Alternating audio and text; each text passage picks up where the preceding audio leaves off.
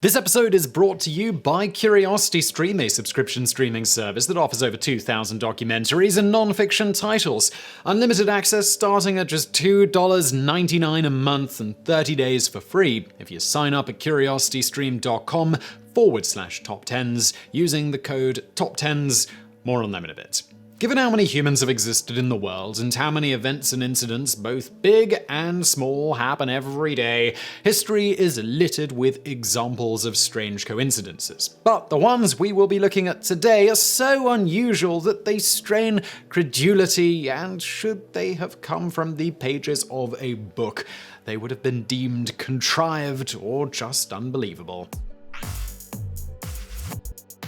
Number 10. Poe's Tale of Cannibalism. In 1838, Edgar Allan Poe wrote and published the narrative of Arthur Gordon Pym of Nantucket. It wasn't one of his better-known works, and even the writer himself later dismissed it as a very silly book. Basically, it tells the story of the eponymous character after he becomes a stowaway on a ship called the Grampus. At one point, the ship wrecks during a storm and only 4 men survive and are washed ashore. With no food whatsoever, after a few days, they resort to the most drastic solution: cannibalism. They draw straws, and the unlucky one is a young man named Richard Parker, who is killed and then eaten. At first, this would seem like a straightforward, albeit grisly story, but then we move forward about 46 years and something strange happens. In 1884, a yacht called the Mignonette left England, headed for Sydney, Australia. Carrying 4 men, it also shipwrecked and left the seafarers stranded with no food.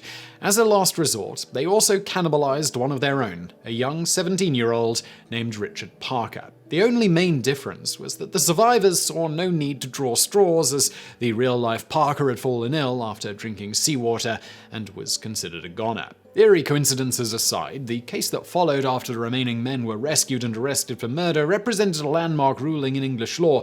It stated that necessity does not excuse murder, meaning you cannot kill someone else to save your own life. Number 9. Where the war began and ended. On July the 21st, 1861, the First Battle of Bull Run marked the first major engagement in the American Civil War. Of course, the war was horrible for many people, but it was a particularly strange inconvenience for one wholesale grocer named Wilmer McLean.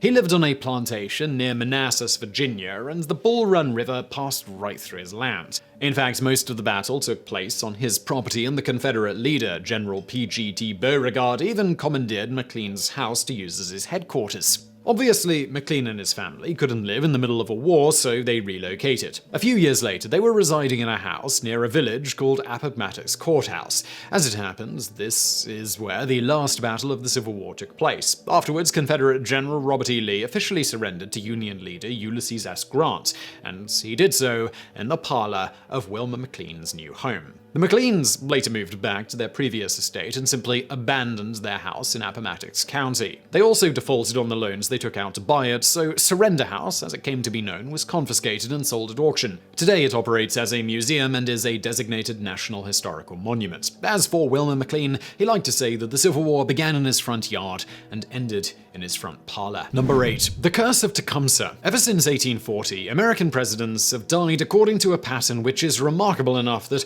people have ascribed it to a curse. Every president who is elected in a year ending in a 0, something which happens every 2 decades, is fated to die in office. First was William Henry Harrison, elected in 1840. He died of pneumonia a month after being sworn in. Then in 1860 came Abraham Lincoln, and we all know how that ended. In 1880, James Garfield was elected president, and he was also assassinated by a man named Charles Guiteau.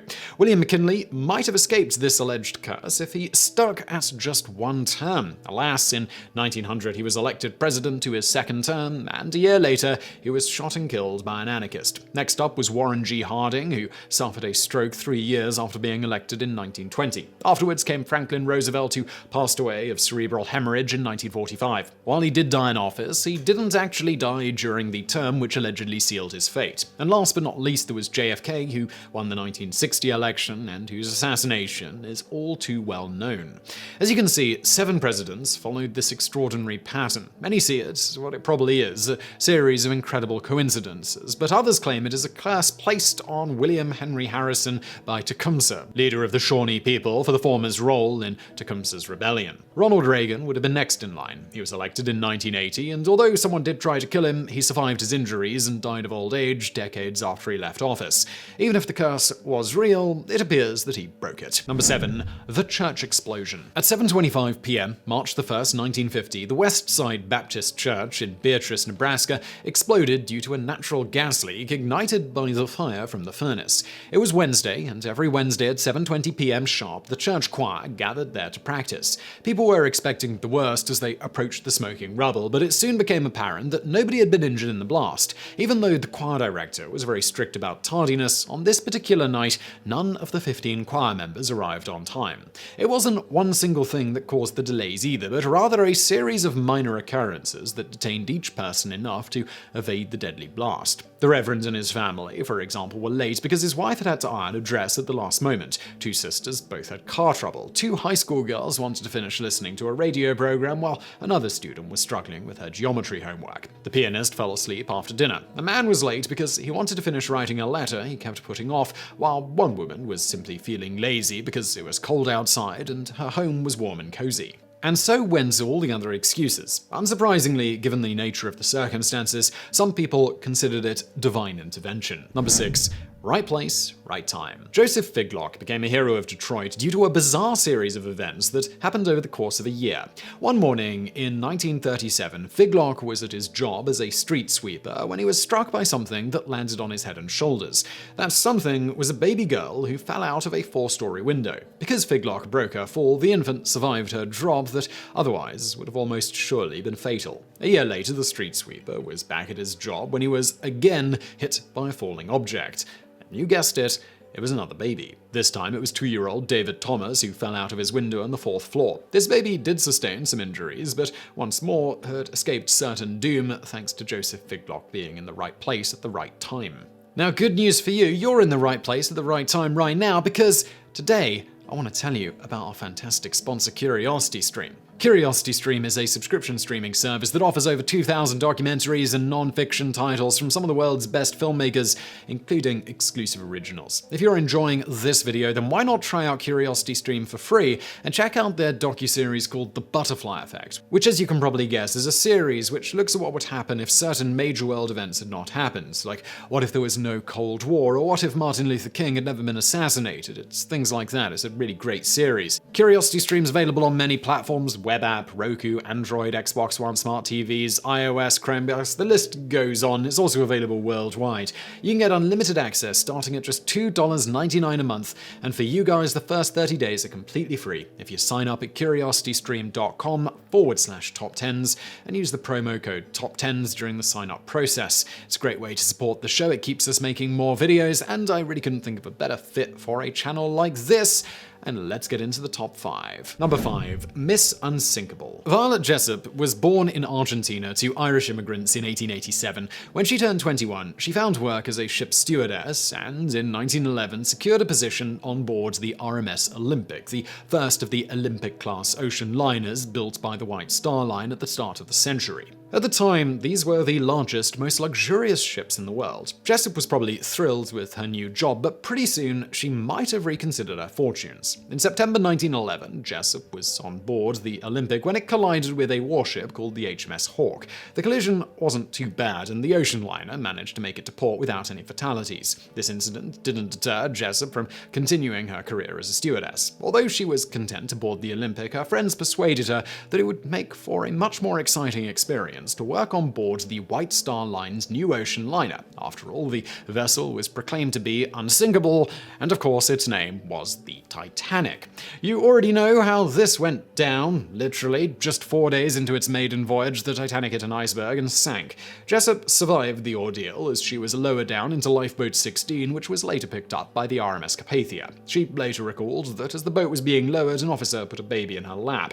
Later aboard the Carpathia, a woman leaped at her, snatched the baby and ran. Jessop always assumed that this was her mother, but she never saw either one of them again. Then World War II started, and Jessop served as a nurse for the British Red Cross. She worked aboard the Britannic, which was the third and last of the Olympic-class ocean liners and had been repurposed into a hospital ship. In 1916, the vessel suffered damage from a mine explosion and sank in the Aegean Sea. For the third time in just 5 years, Violet Jessop had survived a shipwreck, retroactively earning her the nickname Miss Unsinkable. Number 4. The Opposing Graves. Just outside of the Belgian town of Mons sits the St. Symphorien Military Cemetery, which serves as the final resting place of over 500 soldiers who died in the First World War.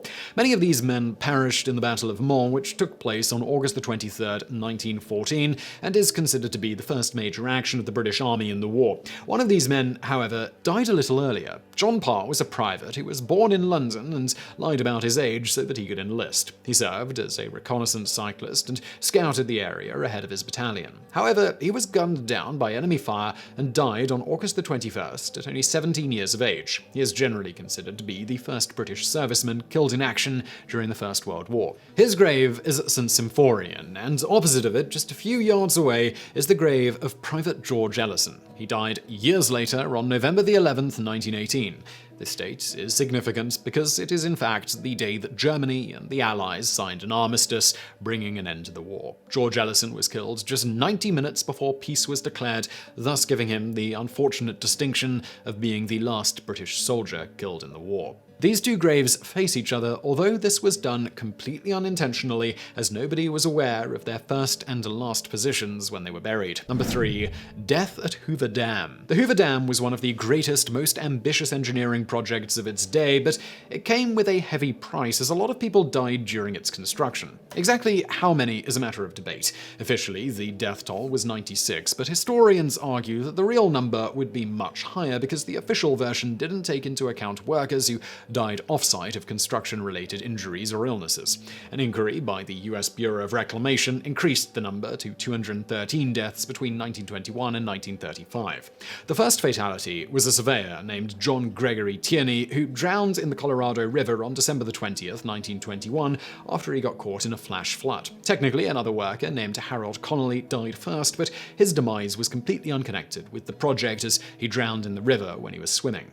Here is the truly tragic part. The last fatality registered during construction of the Hoover Dam occurred on December 20th, 1935, exactly 14 years to the day after Tierney drowned when a 25-year-old electrician's helper plummeted 320 feet from one of the intake towers. That man was Patrick Tierney, the surveyor's son. Number 2. The King and his double. Some say that we all have a doppelganger somewhere in the world, a person who isn't related to us in any way, but they look just like us. King Umberto I of Italy found his doppelganger in 1900 when he went to eat at a little restaurant in Monza. He discovered that the proprietor looked almost exactly like him, but more than that, they had been born on the same day. At this point, you'd probably think this was most likely a case of twins separated at birth, but the coincidences didn't stop there.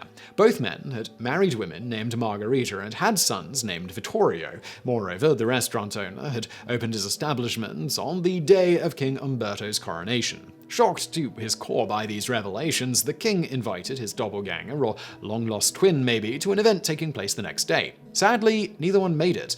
The next morning, the restaurateur was killed under unexplained conditions. Just hours later, when King Umberto found out about his demise, he was assassinated by an anarchist. Number 1. The Writer and the Comet. The life of American writer Mark Twain has been inexorably linked to the passing of Halley's Comet from beginning to end. The famous comet visits us every 75 to 76 years. It will next be visible in 2061, but a noteworthy appearance happened in November 1835. Just 2 weeks after its perihelion, meaning the point of its orbit which is closest to the sun, Samuel Langhorne Clemens was born in Florida, Missouri. He would go on to adopt the pen name Mark Twain and become one of America's most celebrated authors. Throughout his life, Twain took a keen interest in science and was well aware of his connection to Halley's Comet. In the early 20th century, the writer was getting on in years and knew that the end was near. However, he also knew that the comet was due to pass by Earth again soon, and he was convinced that he would not die before that happened. As he put it, "Now there are these two unaccountable freaks. They came in together,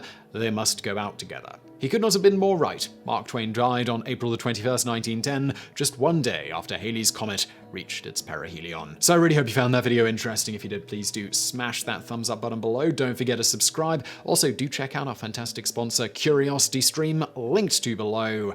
And thank you for watching.